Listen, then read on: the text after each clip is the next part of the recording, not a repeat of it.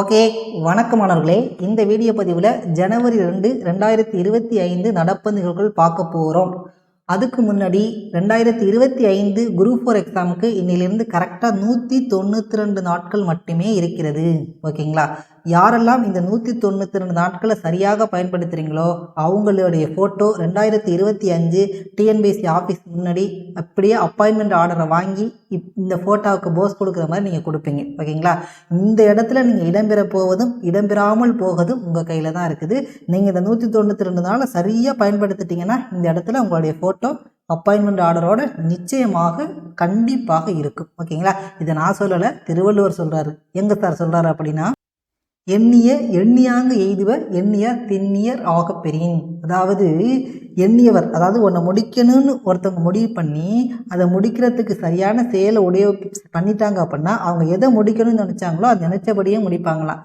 அதே மாதிரி நீங்கள் எல்லாருமே இந்த குரூப் 4 ஸ்டேட் லெவல் ரேங்க் எடுக்கணும் அப்படின்னு நீங்கள் நினச்சிட்டீங்க. அதற்கான உழைப்பு இந்த 192 நாள் போடுங்க. நிச்சயமாக உங்களுடைய ஃபோட்டோ கண்டிப்பாக இந்த இடத்துல இருக்கும். ஓகேங்களா? ஓகே, இப்போ இந்த வீடியோ பதிவில் நம்ம என்ன பார்க்க போகிறோம் அப்படின்னா, ஜனவரி 2 2025 நடப்பு நிகழ்வுகள் பார்க்க போகிறோம். இதோடு சேர்த்து டெய்லியும் 5 பாலிட்டி ஆர்டிகல்ஸ் பார்த்துட்டு வரோம். அதில் ஒரு 5 ஆர்டிகல் ப்ளஸ் 2 யூனிட் 9 ஸ்கீம்ஸ் பார்த்துட்டு வரோம். அந்த 2 யூனிட் 9 ஸ்கீம்ஸும் இந்த வீடியோவில் பார்க்க போகிறோம். இந்த வீடியோ பார்த்து எழுதுறதுக்கு நேரம் இல்லை அப்படின்னா இதுக்கான பிடிஎஃப் நம்ம ஃப்ரீயாகவே ப்ரொவைட் பண்ணிகிட்ருக்கோம். இந்த பிடிஎஃப் வேணும் அப்படின்னா கீழே டிஸ்கிரிப்ஷனில் டெலிகிராம் பேட்சோட லிங்க் கொடுத்துருக்கோம். இந்த வீடியோவை முழுசாக பார்த்துட்டு இந்த பிடிஎஃபை டவுன்லோட் பண்ணி நீங்கள் நோட்ஸ் எடுத்து வச்சுக்கலாம். ஆனால் கண்டிப்பாக வீடியோவை பார்த்துட்டு இந்த பிடிஎஃபை பார்த்தா மட்டும்தான் உங்களுக்கு முழு பலன் கிடைக்கும். அதை நான் மீண்டும் ஒரு முறை சொல்லிடுறேன். ஓகேங்களா? சரி, ஓகே. இன்றைக்கான நடப்பு நிகழ்வுக்குள்ளே போகலாம். இன்றைக்கான நடப்பு நிகழ்வுகள் போகிறதுக்கு முன்னாடி ஜனவரி 1 2025 ஒரு 3 முக்கியமான நடப்பு நிகழ்வுகள் தான் பார்த்தோம். அது என்னன்னு ஒரு முறை ரிவிஷன் பண்ணிடலாம். ஃபஸ்ட்டு, ஒவ்வொரு வருடமும் டிசம்பர் இறுதி வாரம், அதாவது கடைசி வாரம் குரல் வாரமாக கொண்டாடப்படும் அப்படின்னு தமிழக முதல்வர் மு.க. ஸ்டாலின் அறிவிச்சிருந்தாங்க. இது ஃபஸ்ட்டு நடப்பு நிகழ்வு. ரெண்டாவது பார்த்துட்டிங்க அப்படின்னா ஜனவரி 1 உலகளாவிய குடும்ப தினமாக கொண்டாடப்படுகிறது. ஓகேங்களா? மூன்றாவது நடப்பு நிகழ்வு, கடந்த ஆண்டை விட தமிழகத்தில் இந்த ஆண்டு 28% மழைப்பொழிவு அதிகமாக இருந்தது. இது 3 தான் நேற்று பார்த்தோம். எப்போவுமே நம்ம முதல் நாள் படிக்கிறோம் அப்படின்னா, ஓகேங்களா, புதுசாக ஒன்று படிக்கிறோம் அப்படின்னா அதுக்கு முதல் நாள் படித்ததை கண்டிப்பாக நம்ம என்ன செஞ்சணும், ரிவிஷன் பண்ணணும். இது எல்லா சப்ஜெக்ட்டுக்குமே இந்த ஸ்ட்ராட்டஜியை யூஸ் பண்ணுங்க. ஓகேங்களா? சரி, ஓகே. இன்னைக்கான நடப்பு நிகழ்வுக்குள்ளே போகலாம். ஓகே, இன்னைக்கான ஃபஸ்ட்டு நடப்பு நிகழ்வுகள் எந்த யூனிட்லேருந்து எடுத்திருக்கோம் அப்படின்னா, ஆமாம், யூனிட் 1 இருக்கக்கூடிய பொது அறிவியல் ஜென்ரல் சயின்ஸ்லேருந்து எடுத்திருக்கோம். ஓகேங்களா? சரி, ஓகே. கொஸ்டின் பாருங்கள். ஸ்க்ரப் டைப்பஸ் என்பது ஒரு வகையான டேஸ் தொற்று. இதற்கான விடையை பார்த்துட்டீங்க அப்படின்னா ஆப்ஷன் ஏ, பாக்டீரியா தொற்று. இது உங்களுக்கு இங்கே கொடுத்துருக்காங்க பாருங்கள். தமிழகத்தில் ஸ்க்ரப் டைப்பஸ் அப்படிங்கிற பாக்டீரியா தொற்று அதிகரித்திருக்கு. அப்படின்னா என்ன சார் அப்படின்னு பார்த்தலாம். இந்த இந்த இந்த நோய் எப்படி ஏற்படுகிறது அப்படின்னா, இந்த ரிக்கட்சியா அப்படிங்கிற ரொம்ப முக்கியமானது, ரெக்கட்சியா அப்படிங்கிற ஒட்டுண்ணி இருக்கு இல்லையா, இது இந்த பாக்டீரியா கடித்த ஒட்டுண்ணி அல்லது ஒரு உயிரினம் மனிதனை கடிக்கும் போது, ஓகேங்களா, அந்த நோய் மனிதனுக்கு பரகிறது. இதற்கான அறிகுறிகளாக காய்ச்சல், தலைவலி, உடல் சோர்வு, தடிப்பு ஆகியவை ஏற்படுகிறது. இதை உறுதிப்படுத்தக்கூடிய சோதனை, இந்த நோய் நமக்கு இருக்கா இல்லையா அப்படிங்கிறத உறுதிப்படுத்தக்கூடிய சோதனை என்னன்னு பார்த்துட்டீங்க அப்படின்னா எலிசா அப்படிங்கிற பிளட் டெஸ்ட்டும் ப்ளஸ் மூலக்கூறு பரிசோதனையும் தான் இதை உறுதிப்படுத்தக்கூடியது. அடுத்து இதற்கான மருந்துகளாக அசிட்ரோமைசின் மற்றும் டாக்ஸிசைக்ளின் ஆகியவை அறிவிக்கப்பட்டுள்ளது. ஓகேங்களா? இங்கே பாருங்கள், கொடுத்துருக்காங்க பாருங்கள். ஸ்க்ரப் டைப்பஸ் என்பது ஒரு வகையான பாக்டீரியா தொற்று. ரிக்கெட்சியா எனப்படும் பாக்டீரியா பாதித்த ஒட்டுண்ணிகள், பூச்சிகள், உயிரினங்கள் மனிதர்களை கடிக்கும் போது இந்நோய் மனிதனுக்கு ஏற்படுகிறது. அப்போ இது டிஎன்பிஎஸ்சியில் எப்படி கேட்கலாம் அப்படின்னா, ஸ்க்ரப் டைப்பஸ் என்பது ஒரு வகையான டேஸ் தொற்றுன்னு கேட்கலாம். இல்லை ஸ்க்ரப் டைப்பஸ் என்ற நோயோடு தொடர்புடைய பாக்டீரியா பேர் என்னன்னு கேட்கலாம், ரிக்கெட்சியா. இது ரெண்டுமே ரொம்ப முக்கியம், பார்த்துக்கோங்க. ஓகே, இப்போ ரெண்டாவது நடப்பு நிகழ்வுகள் யூனிட் 4 இந்திய ஆட்சியர்லேருந்து எடுத்திருக்கோம். ஓகேங்களா? பாதுகாப்புத்துறை சீர்திருத்த ஆண்டாக இந்த ஆண்டு அறிவிக்கப்பட்டுள்ளது. இதற்கான ஆன்சரை பார்த்துட்டிங்கன்னா ஆப்ஷன் சி, 2025. ஓகேங்களா? இந்த பாதுகாப்புத்துறை சீர்திருத்த ஆண்டாக அறிவித்தது எந்த அமைச்சகம்னு பார்த்துட்டிங்க அப்படின்னா மத்திய பாதுகாப்புத்துறை அமைச்சகம் தான் இதை அறிவிச்சிருப்பாங்க. தற்போதைய மத்திய பாதுகாப்புத்துறை அமைச்சர் யாருன்னு பார்த்துட்டிங்க அப்படின்னா திரு ராஜ்நாத் சிங் அவர்கள் தான் தற்போதைய மத்திய பாதுகாப்புத்துறை அமைச்சராக இருக்காங்க.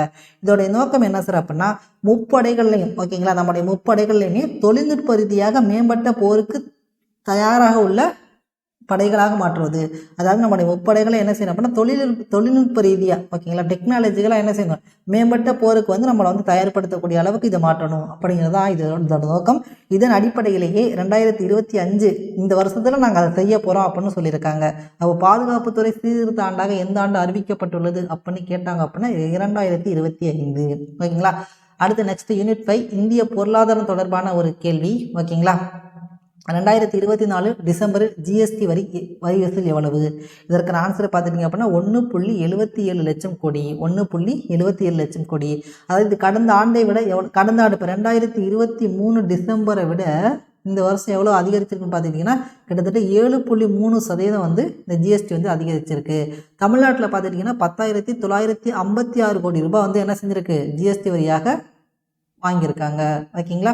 பாருங்கள் டிசம்பரில் ஜிஎஸ்டி வரி வசூல் ரூபாய் 1.77 லட்சம் கோடி ஓகேங்களா. ஓகே அடுத்து யூனிட் 5 தமிழ்நாடு வளர்ச்சி நிர்வாகம் தொடர்பான ஒரு நடப்பு நிகழ்வு. தமிழ்நாட்டில் 16 மாநகராட்சிகளுடன் எத்தனை ஊரக பகுதிகள் இணைக்கப்படும் என தமிழக அரசு உத்தரவு பிறப்பித்துள்ளது அப்படின்னா இதற்கான சரியான விடை வந்து ஆப்ஷன் டி 158 ஓகேங்களா. இப்போ இந்த மாநகராட்சி பற்றி கொஞ்சம் முக்கியமாக தெரிஞ்சுக்கணும். தமிழ்நாட்டில் தற்பொழுது எவ்வளவு மாநகராட்சி இருக்குது அப்படின்னா 25 மாநகராட்சி வந்து இருக்குது. இப்போ இதுக்கு முன்னாடி வரை 21 மாநகராட்சி தான் இருந்துச்சு. இப்போ புதுசாக ஒரு 4 மாநகராட்சி வந்து ஆட் பண்ணியிருந்தாங்க. என்னென்னு பார்த்துட்டிங்கன்னா புதுக்கோட்டை, நாமக்கல், திருவண்ணாமலை, காரைக்குடி. இப்போ ரொம்ப முக்கியமான கொஸ்டின்ஸ் கடைசியாக இணைக்கப்பட்ட மாநகராட்சி எதுன்னு கேட்டாங்க அப்படின்னா காரைக்குடி தான் கடைசியாக இணைக்கப்பட்டது. இதெல்லாம் எப்போ சார் இணைச்சாங்க அப்படின்னா ஆகஸ்ட் 10, 2024 வந்து இணைச்சாங்க. ஆகஸ்ட் 10, 2024 இணைச்சாங்க.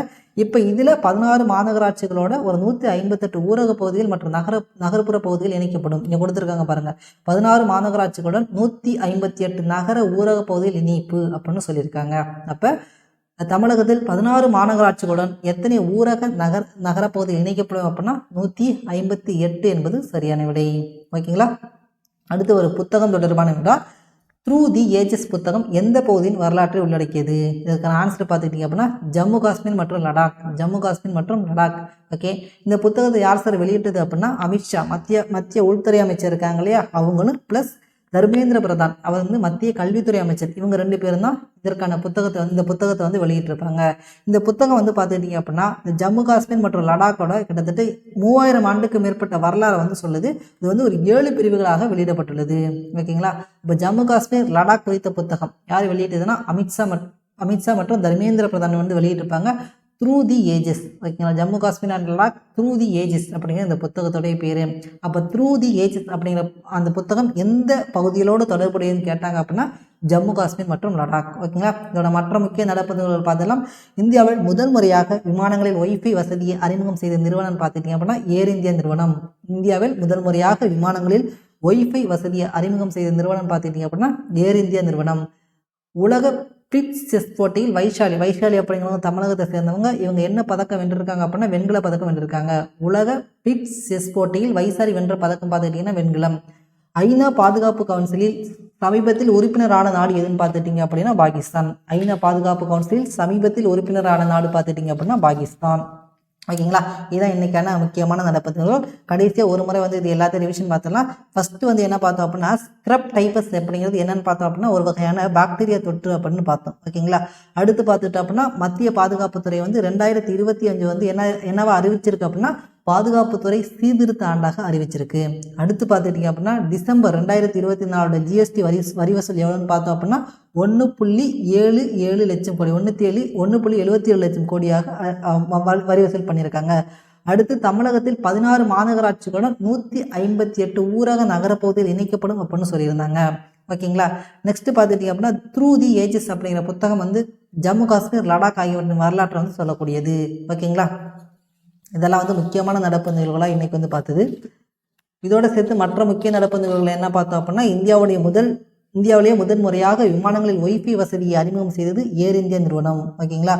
அடுத்து உலக பிரிக்ஸ் செஸ் போட்டியில் வந்து வைஷாலி அவங்க வென்ற பதக்கம் பார்த்துட்டிங்க அப்படின்னா வெண்கல பதக்கம் வந்து வென்றிருப்பாங்க. ஐநா பாதுகாப்பு கவுன்சிலில் சமீபத்தில் உறுப்பினரான நாடு எதுன்னு பார்த்துட்டிங்க அப்படின்னா பாகிஸ்தான் ஓகேங்களா. இதுதான் இன்னைக்கு முக்கிய நடப்பு நிகழ்வுகள். ஸோ அவ்வளோதான் இன்றைக்கான முக்கியமான நடப்பு நிகழ்வுகள் முடிஞ்சிருச்சு. இப்போ அடுத்த செக்ஷன் ஓகேங்களா என்ன பார்க்க போகிறோம் அப்படின்னா இன்றைக்கி வந்து ஒரு முக்கியமான 5 பாலிட்டி ஆர்டிகல்ஸ் வந்து பார்க்க போகிறோம். அதுக்கு முன்னாடி நேற்று ஒரு 5 பாலிட்டி ஆர்டிகல்ஸ் பார்க்க போகிறோம். அதை பார்த்தது வந்து ஒரு ரிவிஷன் நீங்கள் தான் உங்கள் மனசுக்குள்ளே சொல்ல போகிறீங்க. ஆர்டிகல் 350A எதை பற்றி சொல்லுது? இதுக்கு நேற்று நான் ஷார்ட்கட் சொன்னேன்.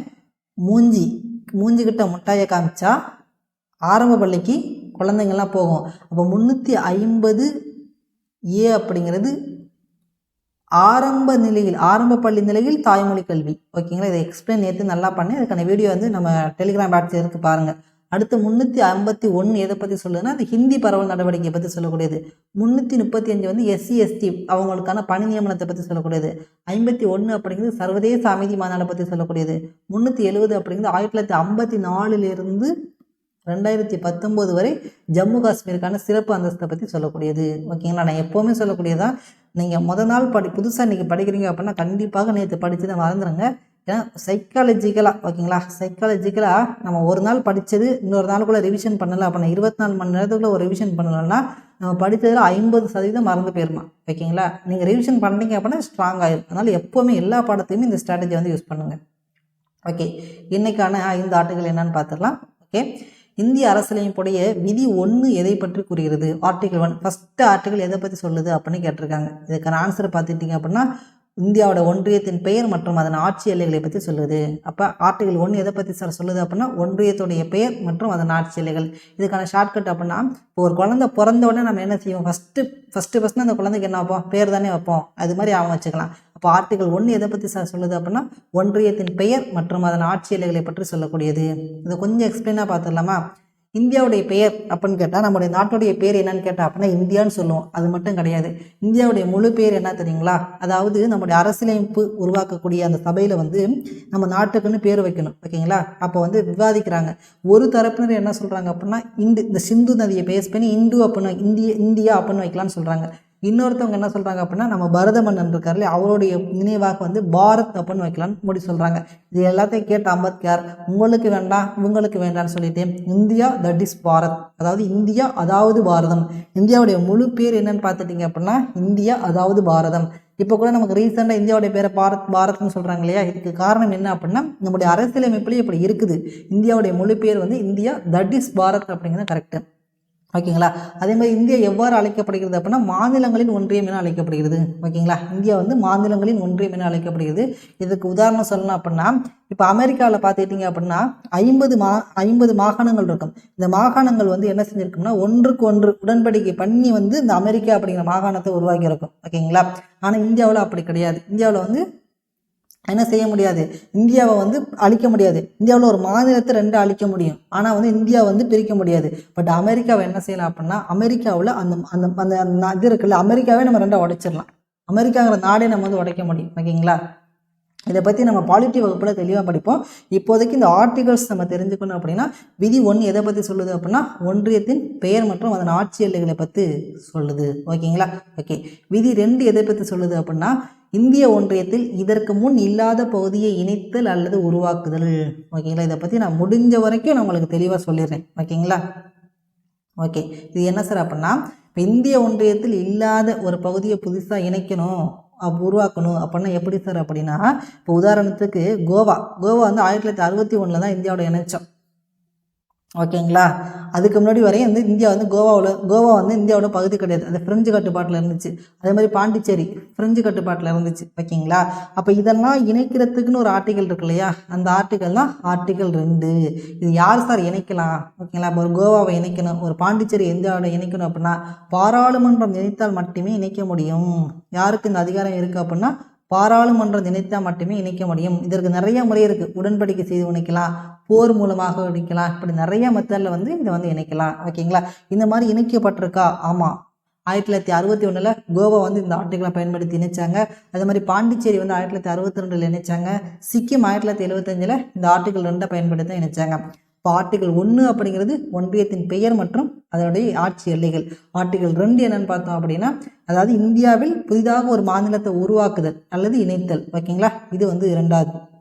அப்போ ஆர்டிகல் 3 என்னன்னு பார்த்துட்டிங்க அப்படின்னா இந்திய ஒன்றியத்தில் புதிய மாநிலங்களை உருவாக்குதல், தற்போது உள்ள மாநிலங்களின் பரப்பளவு எல்லை மற்ற பெயர்களை மாற்றி அமைத்தல். உங்களுக்கு இது 2மே குழப்பம். இப்போ இதே தானே சார் 2லேயும் சொன்னீங்க அப்படின்னா நான் 2ல் என்ன சொன்னேன் அப்படின்னா இதற்கு முன் இந்தியாவில் இருந்திருக்கக்கூடாது. ஓகேங்களா, இப்போ இந்த கோவாவோ அதே மாதிரி பாண்டிச்சேரி இந்தியாவில் இல்லை, நம்ம இந்தியாவோட சேர்த்துக்கிட்டோம். ஆனால் ஆர்டிகல் 3 என்னன்னு பார்த்துட்டிங்க அப்படின்னா, ஆர்டிகல் 3க்கு ஒரு உதாரணம் சொல்கிறேன் பாருங்களேன். இப்போ ஆந்திர பிரதேசத்தை வந்து நம்ம ரெண்டாக பிரித்தோம் இல்லையா, ஆந்திரா தெலுங்கானா அப்படின்னு. அது ஆல்ரெடி இந்தியாவில் இருந்த ஒரு பகுதி, அதை நம்ம ரெண்டாக பிரிக்கிறோம். அப்போ அதுக்கு என்ன ஆர்டிகல் யூஸ் பண்ணணும் அப்படின்னா ஆர்டிகல் 3 தான் யூஸ் பண்ணணும். அப்போ நம்ம ஒரு மாநிலத்தோட பேரை மாற்றணும், பரப்பளவை மாற்றணும், எல்லையை மாற்றி அமைக்கணும். இதுக்கெல்லாம் எந்த ஆர்டிகல்ஸை யூஸ் பண்ணுறோம் அப்படின்னா ஆர்டிகல் 3. அப்போ ஆர்டிகல் 3 என்ன சார் அப்படின்னா இந்திய ஒன்றியத்தில் புதிய மாநிலங்களை உருவாக்குதல், தற்போது உள்ள மாநிலங்களுடைய பரப்பளவு, எல்லை மற்றும் பெயர்களை மாற்றி அமைத்தல். இப்போ ரெண்டாவது ஆர்டிகல்னா என்ன சார் அப்படின்னா நம்முடைய புதிதாக ஒரு மாநிலங்களை உருவாக்கணும். இதுக்கு முன்னாடி இந்தியாவிலேயே இல்லாத ஒரு மாநிலத்தை நம்ம உருவாக்கணும், இணைக்கணும் அப்படின்னா ஆர்டிகல் 2 யூஸ் பண்ணணும். ஆல்ரெடி இந்தியாவில் இருக்கக்கூடிய ஒரு மாநிலத்தை பிரிக்கணும். இப்போ உதாரணத்துக்கு பார்த்தோம் இல்லையா, ஆந்திர பிரதேசத்தை என்ன பண்ணோம், தெலுங்கானா ஆந்திரான்னு பிரித்தோம் இல்லையா, அப்போ என்ன ஆர்டிகல் யூஸ் பண்ணுவாங்க அப்படின்னா ஆர்டிகல் 3 தான் யூஸ் பண்ணணும். புரியுதுங்களா? அப்போ ஆர்டிகல் 2க்கும் ஆர்டிகல் 3க்கும் உங்களுக்கு வந்து வித்தியாசம் தெரிஞ்சிருக்கும். இதுக்கும் யாருக்கு சார் மட்டும்தான் அதிகாரம் இருக்குது அப்படின்னு பார்த்துட்டிங்க அப்படின்னா, ஆமாம், பாராளுமன்றத்துக்கு மட்டும்தான் இதுக்கும் அதிகாரம் இருக்கிறது. பாராளுமன்றம் நினைத்தால் இதை வந்து செய்யலாம். ஓகேங்களா? இது எப்படி சார் இணைக்கலாம் அப்படின்னா ஒரு மாநிலத்தை பிரிக்கலாம், அப்படின்னா 2 மாநிலங்களை சேர்த்து ஒரு மாநிலமாக உருவாக்கலாம். இதுக்கெல்லாம் உதாரணம் பார்த்துட்டிங்க அப்படின்னா இப்போ ஆந்திர பிரதேசத்துலேருந்து தெலுங்கானாவை பிரித்தோம் இல்லையா, அதே மாதிரி ஜம்மு காஷ்மீர் வந்து அந்த மாநில அந்தஸ்திலேருந்து உடச்சி யூனியன் பிரதேசமாக ஜம்மு அண்ட் காஷ்மீர் லடாக்னு பிரித்தோம் இல்லையா, இதெல்லாம் எந்த ஆர்டிகளை யூஸ் பண்ணாங்க? ஆமாம், ஆர்டிகல் 3 வந்து யூஸ் பண்ணி தான் பண்ணாங்க. இப்போ ஆர்டிகல் 1 ஒன்றியத்துடைய பெயர் மற்றும் ஆட்சி எல்லைகள். 2 வந்து என்னென்னு பார்த்துட்டிங்க அப்படின்னா இதற்கு முன் இந்தியாவில் இல்லாத ஒரு மாநிலத்தை புதிதாக சேர்த்தல் அல்லது உருவாக்குதல். ஆர்டிகல் 3 வந்து இந்தியாவில் புதிய மாநிலங்களை உருவாக்கணும். அது வந்து ஆல்ரெடி இந்தியாவில் இருக்கக்கூடிய மாநிலமாக இருக்கணும். பேர் மாற்றுறது, எல்லையை மாற்றுறது, இது எல்லாமே ஆர்டிகல் 3 தான்.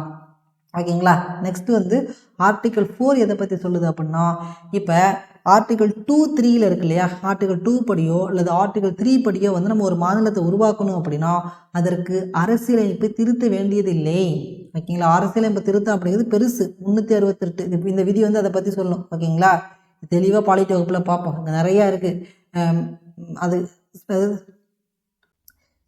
ஸ்பெஷல் மெஜாரிட்டிலாம் ஒரு கான்செப்ட் இருக்குது. அதெல்லாம் வந்து உங்களுக்கு வந்து பாலிட்டி வகுப்பில் சொல்லுவோம். இப்போதைக்கு இந்த விதியை மட்டும் தெரிஞ்சுக்குவோம். ஆர்டிகல் 4 என்ன அப்படின்னா சரத்து 2 மற்றும் 3 ஓகேங்களா ஆகியவற்றின் மூலம் மாநிலங்களை இணைக்கிறதுக்கு பாராளுமன்றம் எளிய பெரும்பான்மை மூலமாக சாதாரண சட்டங்களைப் போலவே நிறைவேற்றலாம். இதற்குன்னு சட்ட திருத்தம் 368 தேவையில்லை. இந்த சட்ட திருத்தம் 368 எதுக்கு சார் யூஸ் பண்ணுவாங்க அப்படின்னா அரசியலமைப்பை திருத்துறதுக்கு யூஸ் பண்ணுவாங்க.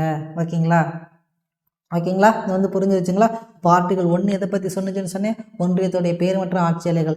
2 இந்திய எல்லையில் இல்லாத புதிய மாநிலங்களை உருவாக்குதல் மற்றும் இணைத்தல். 3 வந்து ஆல்ரெடி இந்தியாவில் இருக்கக்கூடிய மாநிலங்கள்லேருந்து புதிய மாநிலங்களை உருவாக்குதல், பேரு எல்லைகளை வந்து மாற்றி அமைத்தல். ஓகேங்களா?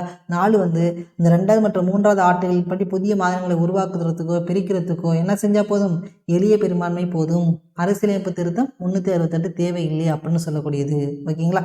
ஓகே, அடுத்து அரசியலமைப்பு திருத்தம் பற்றி கூறும் விதி என்ன? இது வந்து ஆர்டிகல் 368.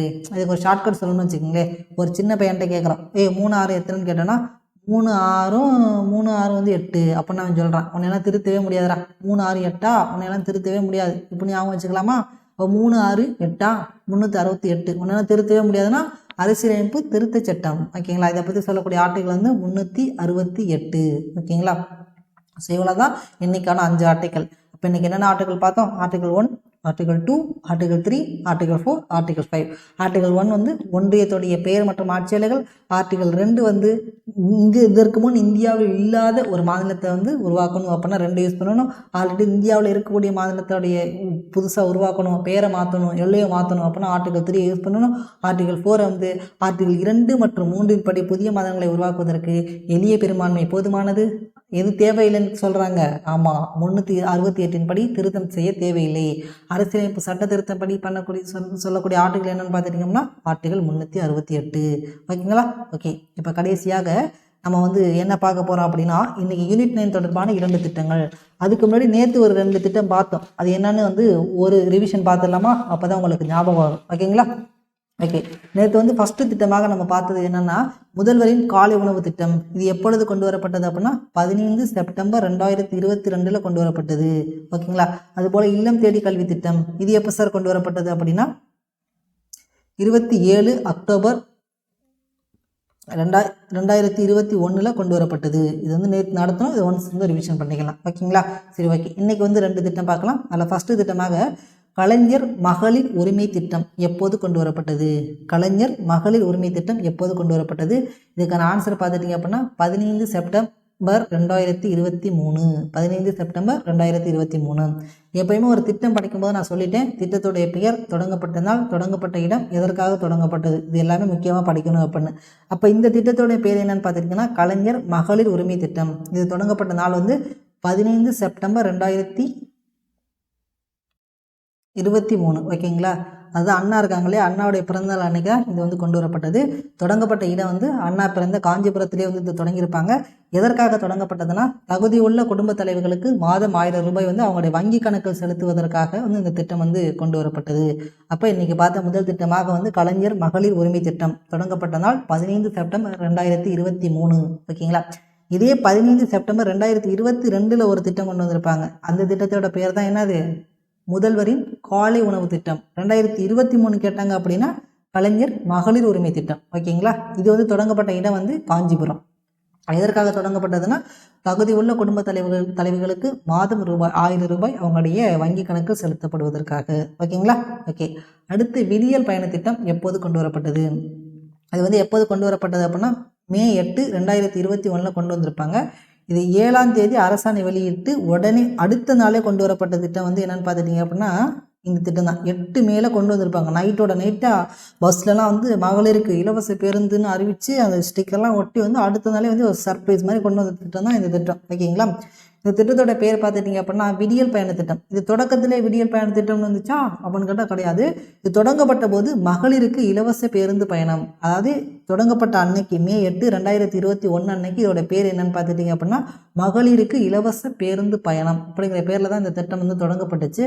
அதன் பிறகு வந்து என்ன செஞ்சாங்க அப்படின்னா ஆகஸ்ட் 15, 2023 அன்னைக்கு இதை வந்து விடியல் பயண திட்டம் அப்படின்னு பேர் மாற்றினாங்க. முதலமைச்சர் வந்து அந்த ஆகஸ்ட் 15 சுதந்திர அன்னைக்கு வந்து இந்த திட்டத்தை வந்து விடியல் பயண திட்டம் அப்படின்னு பேர் மாற்றி அறிவித்தார். இது எதற்காக தொடங்கப்பட்டது அப்படின்னா பெண்களுக்கு நகர பேருந்துகள், நகரத்தில் இருக்கக்கூடிய அந்த கட்டண பேருந்துகளில் இலவசமாக பயணம் செய்வதற்காக தொடங்கப்பட்ட திட்டம் தான் இந்த திட்டம். ஓகேங்களா? சரி, ஓகே. இப்போ இந்த விடியல் பயண திட்டத்தை பற்றி மீண்டும் ஒரு பார்த்தலாம். திட்டத்தின் பெயர் விடியல் பயண திட்டம். தொடங்கப்பட்ட நாள் 8 மே 2021. இது தொடங்கப்பட்ட போது இதோடைய பேர் வந்து மகளிருக்கு இலவச பேருந்து பயணம். ஓகேங்களா? இதுக்கப்புறம் என்னவா பேர் மாற்றினாங்க அப்படின்னா ஆகஸ்ட் 15, 2023 அன்று விடியல் பயண திட்டம் என பேர் அறிவிக்கப்பட்டது. எதற்காக தொடங்கப்பட்டது அப்படின்னா பெண்களுக்கு நகர கட்டண பேருந்துகளில் கட்டணமில்லா பயணத்திற்காக இது தொடங்கப்பட்டது. ஓகேங்களா? சரி, ஓகே. இன்னைக்கான வகுப்பு வந்து இவ்வளோ தான். ஸோ இன்னைக்கான வகுப்பில் நம்ம ஜனவரி 2 கரண்ட் அஃபேர்ஸ் ஃபுல்லாக முடிச்சிருந்தோம். அதே மாதிரி பார்த்துக்கிட்டிங்க அப்படின்னா 5 முக்கிய பாலித்தி விதிகள் வந்து பார்த்துருந்தோம். அதே மாதிரி 2 முக்கிய திட்டங்கள் வந்து பார்த்துருந்தோம். எப்போதுமே நான் மீண்டும் சொல்கிறேன், நீங்கள் கரண்ட் அஃபேர்ஸ் அப்படிங்கிறது ரொம்ப ரொம்ப முக்கியமான ஒரு பகுதி. உங்களுக்கு எங்கேருந்து வேணாலும் கொஸ்டின்ஸ் கேட்கலாம். நல்லா படிச்சுக்கோங்க. ஸோ படிக்கிறத விட நல்லா ரிவிஷன் பண்ணுங்கள். ரிவிஷன் பண்ணுறதை தாண்டி டெஸ்ட்டு நிறையா போடுங்க. இதெல்லாம் ப்ராப்பராக பண்ணிங்கன்னா மட்டும்தான் நீங்கள் முழு மதிப்பெண்ணை ஸ்கோர் பண்ண முடியும். ஓகே, நன்றி.